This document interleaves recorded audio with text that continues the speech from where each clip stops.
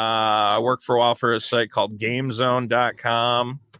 And yeah, it was fun, man. Like, I mean, it was fun. Game journalism sucks. You've seen it now. It got taken over by all the nerdy kids who had their own lunch table where they all just complained about the jocks. And they're like, when we're working at the magazines, we're going to make it just for us. And it got completely taken over by activists and losers. But for a while, it was like really fun and cool.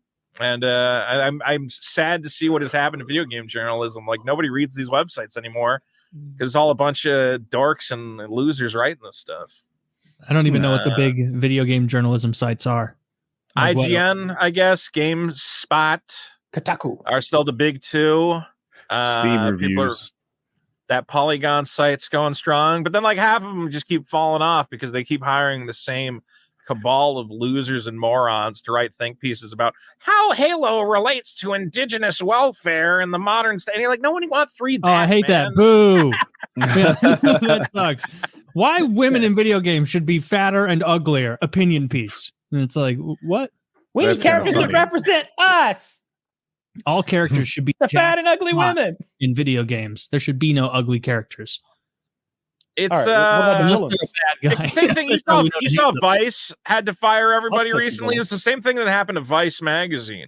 Vice magazine used to be like completely badass. I was showing Dick, I have an old Vice magazine. He's like, wait, there was like porn in here? Like, oh yeah, there was like naked chicks. And here's an article about how like the biggest propagators of slavery were actually black people, and all the stuff white people did is not that big a deal. Like, Vice was like super base, and that's from like an issue from like 2004. Gavin, I'm fascinated by the story of Vice. I don't know it, but Vice I think of as a left, kind of like a liberal news source. Am I on target with that currently? Who's watching right now? The liberal dude. Yeah. So Vice guy doesn't know anything. Yeah. Literally I'm asking. In the guy who hasn't heard of anything. Jesus fuck, Gavin. Answer the question, you shit fuck. What was the on Vice? When you started that and then you left it, can you tell the story of how that evolved? I'm curious. I think it might be a good story. What are we going to go put on a pot of coffee and spend the next 6 hours? It's. I don't know how to make this story short. Oh, okay. I mean, remember, Gavin McGinnis was running the fucking thing, and he was nuts in the head. And then, Vice eventually was like, yeah, but what if it was about, like, the Vice article we were looking at was how to eat out a non-op trans woman. And Dick's like, so how to suck a dick? And I'm like, that's correct. No, you're making that up. That can't be real. How to eat out a non-op trans woman is an actual Vice article from their website. Yeah, and you're like, a non-op trans woman. Hold on. I think it was also, it might have also been about eating ass. Oh my God, this is a real article. That's a real article. Link it for science. Did they gamify it at least? Did they make it? Is there any way to get points? I don't know. I haven't looked at the article yet. I just clicked it and now I'm linking. This is a problem I brought up on the show, is that like genuinely I wanted to be a journalist. I wanted to write articles and like weird gonzo journalism type shit. But then it just completely got taken over by these, hippies and weirdos.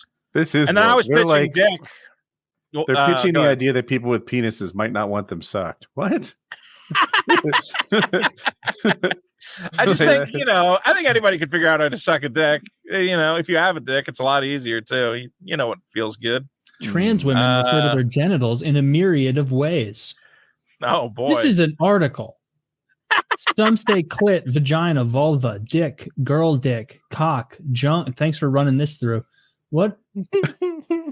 For illustrative reasons, I've used anatomical terms like glands and penis at times in this piece, but I've otherwise let the women interviewed describe their bodies however they prefer. Yeah. Names for oral sex run the gamut. This is the Vice everybody knows now. I knew the Vice as like an underground Canadian magazine. Oh, it's Vice. That had pictures of lesbians like chugging beers, and it was awesome. And like weird fucking subversive cartoons and Gavin McGinnis ranting about whatever the fuck he was. Like, Vice was so cool. Clearly, they're under new management. Wait, but have you considered this? Mara, a trans woman in Chicago, says her description for the act depends on the situation. Quote, I'm pretty flexible in what I use. Sometimes I like it rougher and will say things like, I want you to suck my dick now. And other times it's very sweet. Wow. So that's very womanly language. Here's some. This confuses me. Very flowery. Listen carefully. depending on what she likes done with her testes, you can either leave them alongside her clit or tickle and stroke them. I don't know how to apply Alongside her testes and her clit. That you don't get all of those. these are the kind of Well, articles. No, that- you don't get it, Woody. That's the problem. That's that's why you're true. reading this article. Hopefully, you glean something from these. I need from to these reread it. words. See, I have trouble laughing because genuinely growing up, stuff like Vice magazine, I was like, that's it. That's where I want to be. I want to I be honestly- with a bunch I of these thought- crazy writers writing crazy, fucked up articles, going to like weird. Remember when Vice did all those documentaries? Remember when they went to North Korea with Dennis That was Rodman great. and played fucking pickup basketball, and Kim Jong-un took him out to karaoke, and you're like, this is the fucking craziest shit in the world. And then it just turned into this shit, and it's like actually depressing. I This actually is don't all care. just talking about sucking dick. I honestly don't mind the article at all because I thought we were on a gaming website and it was on there. I thought this was when I first reacted. I thought this was sandwiched between like the new Mario game and like Zelda Forever like reviews, and they were also like, "Hey, while you're here checking out Sonic, just so you know, sometimes she likes it when you call it her girl dick." And I mean, it might as well be. Some of the video game websites started publishing fucking insane shit. I remember one point, Vice had a video game spinoff called Waypoint, and they're like, "This week we're publishing a trans gay fan fiction or whatever." And you're like, "What? Why?" And they're like, "Well, fan fiction is very important in the gaming community. Here's a story," and it was You ever see that game Near Automata, and it's about like a sexy lady robot? She has a little kind of gay twink looking robot friend. No. And it's like, what if she put her gay robot friend in like a dress and pegged him?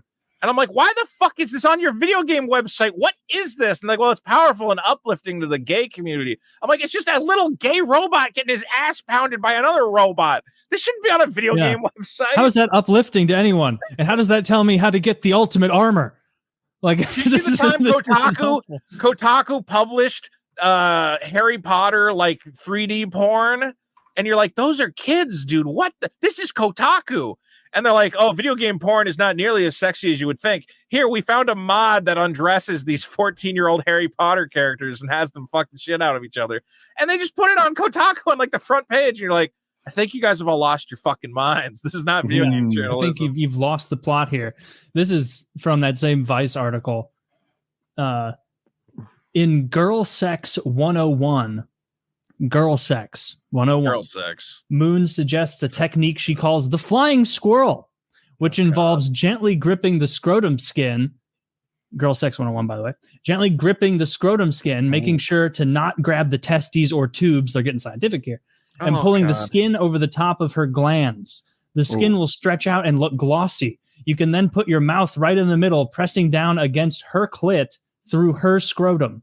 The Then harmonica. you can lick, nibble, God! and eat her out like, whoa. Come on. She adds, depending on what she likes done with her testes, you can either leave them alongside her clit or tickle or stroke them.